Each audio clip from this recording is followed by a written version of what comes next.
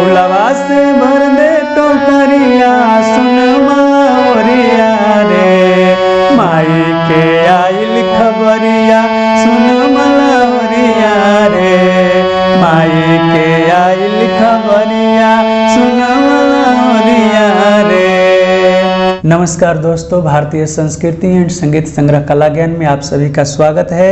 आइए बहुत ही प्यारा देवी गीत लेकर के आया हूँ, जिस सॉन्ग का बोल है फुलवा से भर दे टोकरिया सुन मलहरिया रे।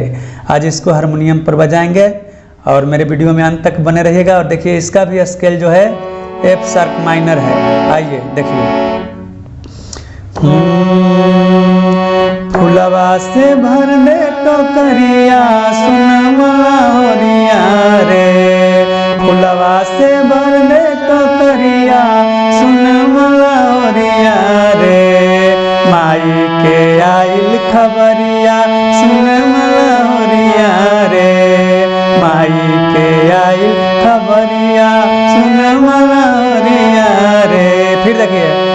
फुलवा से भर दे टोकरिया सुन मलहरिया रे, फुलवा से भर दे टोकरिया सुन मलहरिया रे, माई के आइल खबरिया सुन मलहरिया रे, माई के आइल खबरिया सुन मलहरिया रे।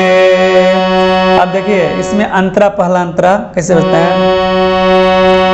पहला दीना शैल पुत्री जी आई है, नव दुर्गा में वो पहले पूजई है।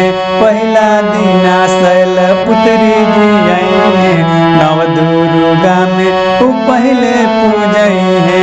दूसरा दीना ब्रह्मचारिणी जी आके दी है आशीष माई दुखवा भुला के।